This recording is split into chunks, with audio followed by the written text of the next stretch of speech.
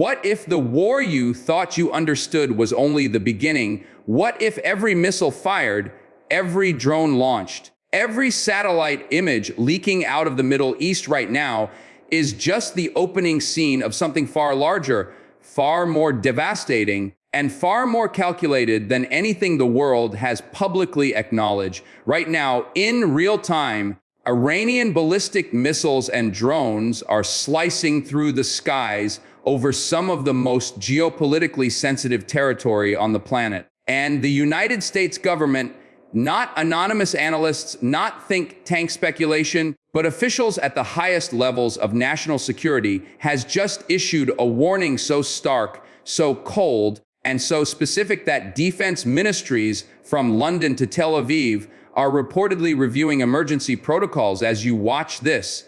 The biggest strikes, they say, are still to come. Stay right here, because what you're about to hear changes everything. Hello, everyone. Welcome back to the channel. If you've been following the situation developing in the Middle East over the past several weeks, then you already know that the region has been sitting on a razor's edge. But what has happened in the last 72 hours has shifted the calculus in ways that military strategists are calling unprecedented in the post-Cold War era. Iran has launched a new wave of strikes, coordinated, calculated, and disturbingly precise, and the international response has been anything but routine. Today, we are going to break this down completely. We're going to look at what Iran actually hit, why those targets matter strategically, what the US warning really means when you read between the lines, and why military analysts from Washington to Brussels are quietly preparing for something much bigger than what we've already seen. Let's begin with the strikes themselves, because the details matter, and most headlines are only giving you the surface level picture. Iran's Revolutionary Guard Corps, the IRGC, has a doctrine that military scholars sometimes call strategic patience followed by overwhelming surprise. For months, intelligence services across NATO had been tracking unusual movement at Iranian missile bases, elevated fuel readiness, repositioning of mobile launchers, increased signal traffic that suggested coordination across multiple domains simultaneously. Then it happened. The strikes came in overlapping waves, using a combination of Shahed series ballistic missiles, Fate AL-110 precision munitions, and a new generation of Shahed drone variants that have been substantially upgraded from the models that made headlines over Ukraine. The targets were not random. They were chosen to deliver a message, and that message is being decoded in war rooms right now. Here is where the story gets chilling, and we want you to pay close attention to this because it speaks directly to the US warning that followed. Military analysts reviewing the strike pattern noted something disturbing. The weapon systems Iran deployed showed an improvement in guidance accuracy that intelligence assessments from as recently as 18 months ago said Iran was still 5 to 7 years away from achieving. That's not a small gap. That is a fundamental intelligence failure, and this is the possibility that's keeping defense officials up at night. It's evidence that Iran has received significant technical assistance from one or more state actors with advanced aerospace capability. You already know which countries have the means and the motive. The implications of that scenario shift everything about how the West needs to respond. Now let's talk about the US warning, because this is not the kind of language Washington uses lightly. Senior administration officials speaking to multiple outlets simultaneously in what appears to be a coordinated message, stated in terms that were unusually blunt for diplomatic communication, that the strikes seen so far represent, in their assessment, an early phase of a broader campaign. The phrase used in one briefing, and this was not off the record, was that the biggest hits are yet to come. In the world of strategic communication, that kind of public declaration is a double signal. Yes, it's a warning to allies to prepare, but it is also a message to Iran to Iran's partners, and to every regional actor watching this unfolding. We see you, we know what's coming, and we are not going to be surprised. Whether that warning is based on specific intercepted intelligence or is a calculated bluff to force Iran into a defensive posture, that distinction matters enormously, and we'll get into that. Before we do, we need to talk about the regional dimension, because this is not a bilateral confrontation. This is a multi-actor, multi-front situation that involves overlapping alliances, rivalries, and proxy networks that have been building for decades. Iran does not operate alone. Its network of affiliated forces, Hezbollah in Lebanon, the Houthi movement in Yemen, various militia forces in Iraq and Syria, functions less like a collection of separate groups and more like a distributed military architecture. When Iran launches strikes, it is often simultaneously signaling to and through these networks. The question that regional analysts are urgently trying to answer right now is, were the strikes we just witnessed a standalone action, or were they a synchronization signal? Because if other nodes in that network are now on alert, the conflict could metastasize in ways that even the most pessimistic scenario planning had treated as low probability. Let's bring in the technology dimension here, because this is a channel that takes military hardware seriously, and our audience deserves a clear-eyed look at what these weapon systems actually mean on the battlefield. The upgraded Shahed drones that Iran deployed in this wave are not the slow, inaccurate systems that Western air defenses initially dismissed when they first appeared over Ukrainian skies. Intelligence assessments now suggest that newer variants are equipped with improved optical guidance, terrain following capability, and possibly satellite uplinked targeting that allows mid-flight course correction. Iron Dome, Patriot batteries, and THAAD systems are effective, but they are not unlimited, and saturating those systems through volume has been a documented Iranian strategy. The math of missile defense is unforgiving. Interceptors cost significantly more per unit than the drones and missiles being fired at them, and Iran has been stockpiling for years. This brings us to a dimension of this conflict that rarely gets the attention it deserves in mainstream coverage: the economic warfare component. Military force is only one instrument of what strategists call hybrid warfare, and Iran has been executing a sophisticated hybrid campaign for years. Disruptions to shipping lanes in the Red Sea, cyber attacks on Gulf state infrastructure, information operations targeting Western publics. These are not separate events. They are integrated tools in a coordinated strategy. When you understand that the strikes we just witnessed take on a different meaning, they are not just kinetic attacks. They are signals within a much larger system of pressure designed to raise the cost of opposition to Iranian regional objectives without crossing thresholds that would trigger full-scale military retaliation from the United States. At least that's the theory.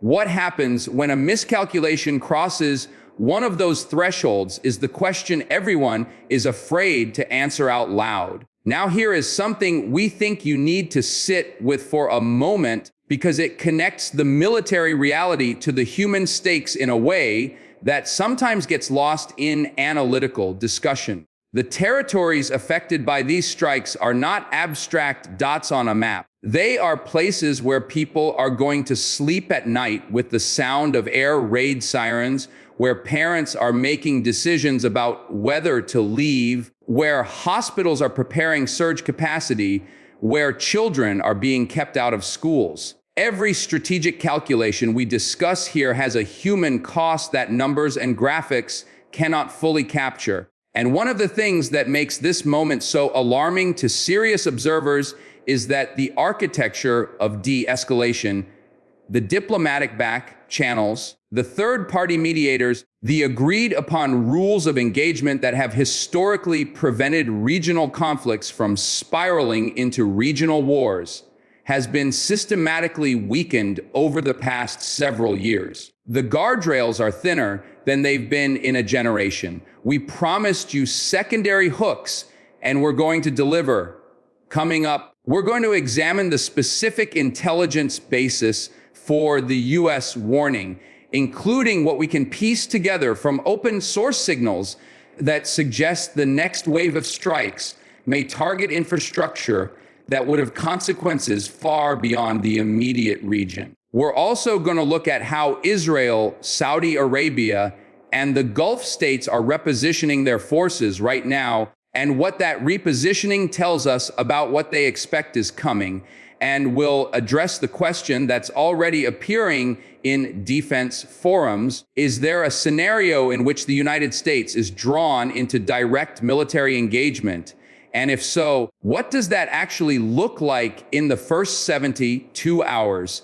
Stay with us. Let's talk about that intelligence basis, because this is where analytical rigor matters most, and where we have to be honest about what we know versus what we're inferring. The U.S. government's confidence in its assessment that bigger strikes are coming appears to rest on several pillars. First, signals intelligence, intercepts of IRGC communications that, even in redacted form, suggest operational planning at a scale beyond what was just executed. Second, imagery intelligence, satellite photography of Iranian missile storage and launch sites showing inventory levels that are inconsistent with a one and done strike package. Third, human intelligence from sources inside the Iranian military apparatus, the most sensitive and least publicly verifiable category, but historically the most actionable. When all three of those streams point in the same direction, professional intelligence analysts assign high confidence ratings. The fact that this assessment is being communicated publicly rather than kept classified is itself significant. Israel's response to these developments deserves particular scrutiny because Israel has both the greatest exposure and arguably the most sophisticated defensive architecture in the region. The Iron Dome system, along with the longer-range Arrow and David's Sling batteries, forms a layered defense that is genuinely world-class. But here is what military planners at the Israeli Defense Forces have acknowledged in public forums: a sufficiently massed, coordinated strike using multiple vectors simultaneously, ballistic missiles on high trajectories, cruise missiles on low flight paths, and drones on dispersed routes would stress even the best integrated air defense system. This is not speculation. It is the stated logic behind Israel's own investment in offensive strike capability as a deterrent. The best defense in that doctrine is the demonstrated ability and willingness to strike first and strike decisively. Watch Israeli rhetoric and military posture in the coming days for signals of which direction that calculation is moving. Saudi Arabia and the Gulf states are separate and deeply complex variable in this situation. On the surface, the Abraham Accords and the recent Saudi-Israeli normalization discussions had seemed to suggest a new regional alignment emerging, one that would implicitly pit the Sunni Arab states alongside Israel against Iranian expansionism. But the reality on the ground is considerably more complicated. Saudi Arabia has been engaged in its own back-channel dialogue with Tehran, partly brokered through China, and has significant economic interests in regional stability that transcend any single geopolitical alignment. The Saudis are also acutely aware that their oil infrastructure, which serves as the backbone of their entire national economy and sovereign wealth, is within comfortable striking range of Iranian missiles. Their public statements have been carefully calibrated to avoid provocation, while their private military preparations tell a different story. Here is the loop that keeps bringing serious analysts back to this situation with increasing alarm. The logic of escalation has its own momentum. Each Iranian strike justifies a defensive response. Each defensive response raises the political cost of standing down. Each escalation by either side narrows the space for diplomatic off-ramps. Military historians call this the escalation ladder, and the disturbing pattern in the current crisis is that the rungs are being climbed faster than at any point since the early 2000s. The mechanisms that once slowed this process, UN Security Council intervention, great power diplomacy, economic interdependencies that created mutual incentives for restraint, are either blocked, discredited, or functionally paralyzed. Russia, a permanent Security Council member, has its own interest in Middle Eastern instability. China is threading a needle between its Iranian partnerships and its Gulf state relationships. The architecture of international conflict management was not designed for this particular configuration of pressures. We want to address something directly that we know is in many of your mind's eyes. What does this mean for the United States, and specifically for American military personnel and assets in the region? There are approximately 40,000 U.S. military personnel deployed across the Middle East, spread across bases in Qatar, Bahrain, Kuwait, the UAE, Jordan, and Iraq. These are not abstract numbers. These are human beings whose lives are directly affected by every tactical decision made in Tehran, in Washington, and in the capitals of every regional actor involved. The U.S. Central Command, CENTCOM, has reportedly moved additional air defense assets into the theater, adjusted force posture at several key installations, and increased intelligence surveillance and reconnaissance activity. These are precautionary measures, but precautionary measures taken at this scale are also signals, and those signals are being read carefully in Tehran. Let's bring it to what may be the most consequential question of all. What does Iran actually want from this? Because understanding objectives is prerequisite to understanding strategy, and Iran's objectives in this moment are not simply destruction for its own sake. Iranian strategic doctrine, as articulated by its own military theorists, is built around the concept of forward defense, the idea that Iran is safer projecting power outward, maintaining strategic depth through proxy networks and controlled regional instability, than it would be in a purely defensive posture. The strikes serve multiple objectives simultaneously. They demonstrate capability to a domestic audience that needs to believe the Islamic Republic can protect its interests. They signal resolve to regional adversaries, and they probe the reactions of the United States and Israel to calibrate where the real red lines are. In that last function, they are as much an intelligence gathering operation as they are a military one. And the U.S. warning about bigger hits to come may be exactly the calibration data Iran was looking for. This is the most important thing we can tell you about the weeks ahead. The outcome of this crisis is not inevitable. History is not predetermined, and even in situations that seem to be accelerating toward catastrophe, decisions made by human beings, in governments, in military commands, in diplomatic back channels, have repeatedly altered trajectories that seemed locked in. The Cuban Missile Crisis brought the world within hours of nuclear exchange.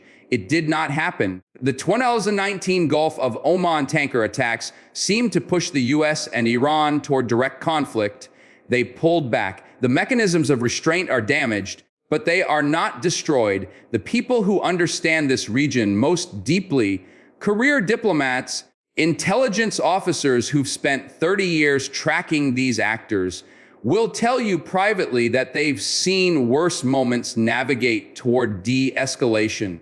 But they'll also tell you that this moment has features that make them more worried than they've been in a long time. So here is where we stand. Iran has launched a significant new wave of strikes in the Middle East, striking targets with a precision and coordination that has alarmed intelligence services across the Western world. The United States has issued an unusually direct public warning that the biggest strikes are yet to come, a warning that appears to be based on multi-source intelligence assessments rather than political posturing. The regional architecture of defense and deterrence is being tested simultaneously on multiple fronts. The economic and human stakes are enormous. The diplomatic guardrails are weaker than they should be. And the window of time in which this can be managed back from the brink is not unlimited. Every day, every hour matters. You've stayed with us through this entire breakdown, and that tells us something important. You understand that what happens in the Middle East doesn't stay in the Middle East. Oil markets, global shipping, alliance commitments, nuclear nonproliferation, the credibility of American deterrence, all of it is on the table in the weeks ahead. This is not a regional story. This is a world story, and it is developing faster than most news organizations are equipped to track accurately. Do not rely on a single source for this. Cross-reference everything. Read the official statements from CENTCOM, the IRGC, the Israeli Defense Forces, and the Gulf Cooperation Council directly. Watch the satellite imagery reports from open source intelligence communities. Follow the money. Oil futures, defense contractor stocks, and shipping insurance rates are often the first real-time indicators that professional risk analysts trust. And stay right here, because we will be bringing you every significant development with the depth and analytical rigor that this situation demands. If this breakdown gave you a clearer picture of what's actually happening, share it with someone who needs to understand the stakes. Subscribe if you haven't already, hit the notification bell so you don't miss our next update, and stay alert. Because in situations like this one, being informed is not just an intellectual exercise, it is a civic responsibility. The biggest hits may indeed be yet to come.